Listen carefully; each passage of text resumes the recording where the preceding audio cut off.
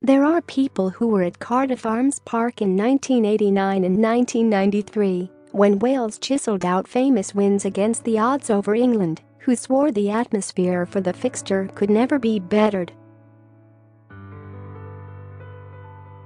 For the 2013 version of one of the great contests in sport, the Millennium Stadium had never been more vibrant nor more intimidating for the opposition. The Wales hooker that day, Richard Hibbard, said he knew the hosts were going to win during a rendition of the Welsh national anthem that seemed to hit the roof and then bounced back down again, crashing around the ground. Maybe manutuilagi has been sung more exhilaratingly over the years, but it's hard to think when. England were playing for a Grand Slam and Wales the Six Nations crown, with the complication that Warren Gatland's side needed to win by 8 points or more to become champions. Calculators, it turned out, were not needed. By full-time, Wales had posted 30 points to England's 3. It was their biggest victory over the team they enjoyed defeating the most. It was stunning from beginning to end. This is the story of one of the sweetest days in Welsh rugby history. The two sides waited for the game. Wales had started the Six Nations in bottom gear, trailing 33 at home to Ireland after just 43 minutes. They had looked clueless until that point in the game. A second-half rally restored a dot of respectability, but it was a loss by 8 points and hopes were not high for the rest of the championship. But, against the odds, there came a memorable upsurge. First, there were Ryan Jones-inspired wins over France and Italy before Sam Warburton played a blinder against Scotland as Wales set themselves up for a shot at silverware. England, meantime, had beaten Ireland in Dublin and won home games against Scotland, France, and Italy. Barely 3 months earlier they had downed New Zealand. They were in decent nick under Stuart Lancaster. Wales simply weren't at the races in training ahead of the big game. Passes went down, and accuracy was awry amid a sea of mistakes. "We trained terribly," recalled Jamie Roberts in BBC's Rugby Union Weekly. "We were awful. When I look back on that week, it was one of the worst we trained, but you looked the lads in the eyes on match day and said we're not losing this game." It was Wales v England at Rugby, after all, a sporting matchup like few others. As Roberts further said, "As a Welshman you never want to lose to the English. The rivalry is huge, it's your own patch, you're playing against England and they were coming down the M4 for the Grand Slam in 2013. I wouldn't have been seen in Cardiff for a couple of years if we lost that game." England parading the trophy around the Millennium Stadium was not a sight any Welsh player wanted to experience. The Welsh are obsessed with rugby. It's our national sport, and nothing whets the appetite more for Welsh players, coaches in public than Wales against England. You grow up respecting those who'd have played in those matches beforehand, the great victories down the years. You admire that and want to play a part in that.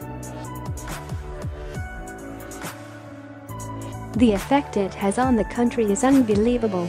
Some may sneer, but the match has never been just another game in these parts. England had been greeted by a chorus of boos as they travelled down Westgate Street before the game in a bus with black-tinted windows. Rose petals were conspicuous by their absence. The Welsh national anthem soared. It was something else, says Hibbard. I just knew during the singing of it, we were not going to lose. Wales started encouragingly, dominating the breakdown through Justin Tipuric and Warburton. England gave away 5 penalties in the opening 16 minutes, as many as they had conceded in an entire game against Scotland on the opening weekend of the year's championship. Adam Jones also began to turn the screw in the scrums. But arguably the most memorable act of the lot early on came when a hooker and a prop came into head-on contact in the loose. Often in big sporting matchups, where there is little between the sides on paper, there are key moments that can tilt the dynamic and move one way or the other. In Cardiff that day, such a moment occurred when Richard Hibbard locked onto Joe Marler with a hit whose reverberations evidently traveled to the bottom of the world. Within seconds of the thunderous contact being made, a short, sharp text landed from the Antipodes in this writer's phone, saying, "Hibbard on Marler, ouch." Marler must have felt he had been shelled by a tank. I remember Sean Edwards saying beforehand that if a forward, especially, saw an opportunity to put in a hit on an opponent, it was important to take it, says Hibbard. I saw Marler, so I thought I'd try to do as Sean had said. Did I notice the crowd cheering after it? No, because in that game they were cheering every Welsh tackle. Paul James, on the bench that day, said, "As a player I was used to the crowd cheering Hibbs, because around that time he was renowned for his big hits. But it's a bit hard to enjoy the game as a replacement. You are just concentrating really hard and in a bit of a bubble." The game was played at remarkable intensity. It was one of the fastest games I have played, says Hibbard. I remember thinking at one point that around half an hour had gone. When I looked up at the clock, we were only 12 minutes into it. The game didn't get easier for Marler in the scrums, with Wales on top and Jones playing so well he was one of half a dozen home players who could have been named man of the match without anyone offering an argument at the final whistle. There were questions from supporters on the eastern side of the Severn Bridge about some of the set-piece interpretations.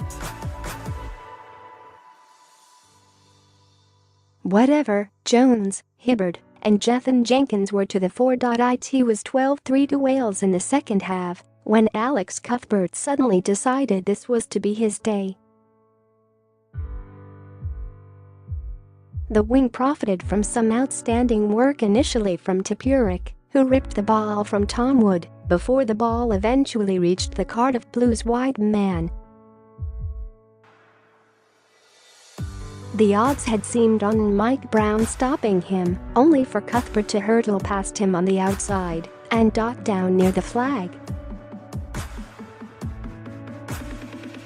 There was even better to follow from a Welsh perspective. After Talupe Faladau helped secure ball at a ruck, Warburton surged upfield, making 20 meters before the ball was spread right, where Tipuric, who was to be named man of the match, dummied the defense and then handed to Cuthbert, who ran in from 5 meters.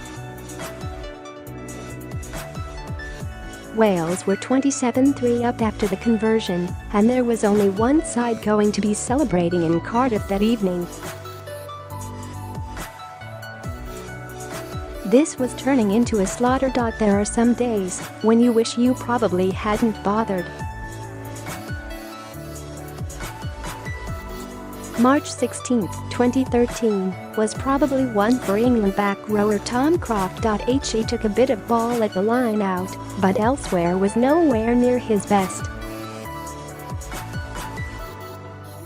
But it was one small moment near the end of the match that encapsulated English misery. Fielding a high Welsh kick, the blindside flanker, battered physically and mentally, stood beneath it like a cricketer in the deep, only to make a hash of his catch. He vented his frustration by picking up the ball and booting it into the crowd. The surprise was he connected. How the Welsh crowd loved that one. Nor was the fun over at the final whistle.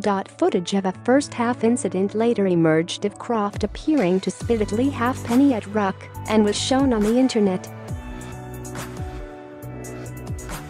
The England man insisted no such thing happened. Taking to Twitter, he told his 30,000 followers, "Just to clarify, I did not spit on at LEIGHHALFPENNY during the Yang v Wall match. I think it's disgusting and has no place in the game."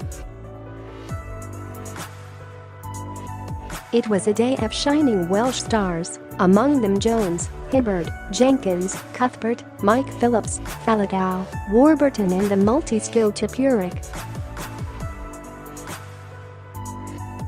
And the workaholic Wyn Jones, who carried the ball 17 times on the day, was another in danger of doing severe damage to his tachometer. Of the dozen tackles he put in, 9 were on forwards, including one on the 25 pounds Mako Vunipola, who was also nailed by Adam Jones, Ian Evans, Warburton, Faladau, and Tipuric. Tipuric.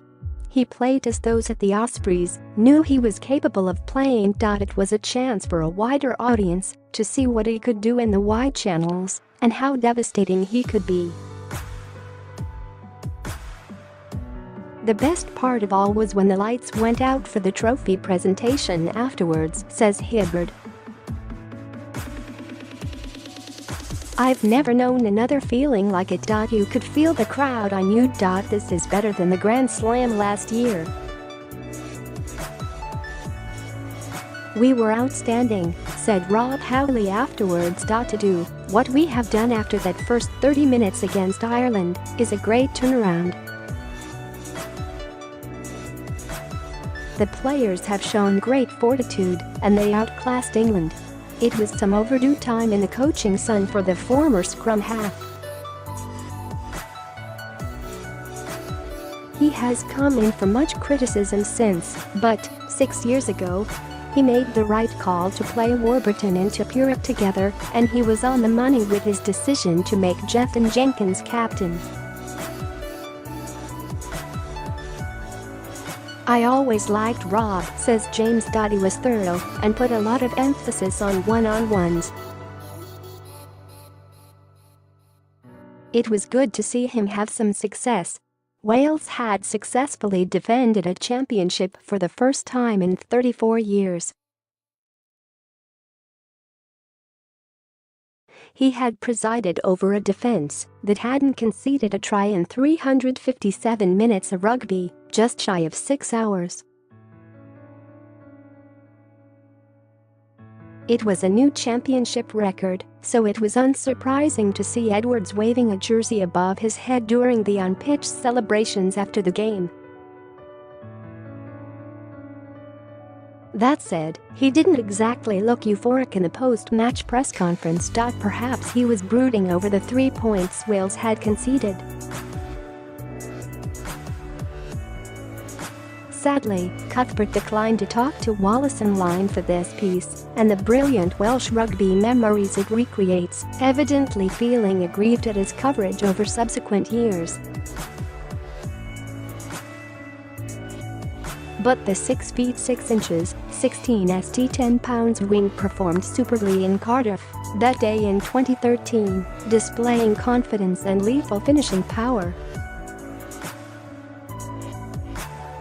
Just days after Wales' win, Cardiff Blues issued a medical bulletin to say the big white man had actually been injured early on in the game at the Millennium Stadium. Alex had a grade 2 hamstring strain in the first 30 minutes of the match against England. He is expected to be out for between 4 to 6 weeks, read the statement. A grade 2 hamstring tear, and still 2 tries against England. Headline writers on this side of the Severn Bridge enjoyed that one. There hadn't been a Wales v England game quite like it.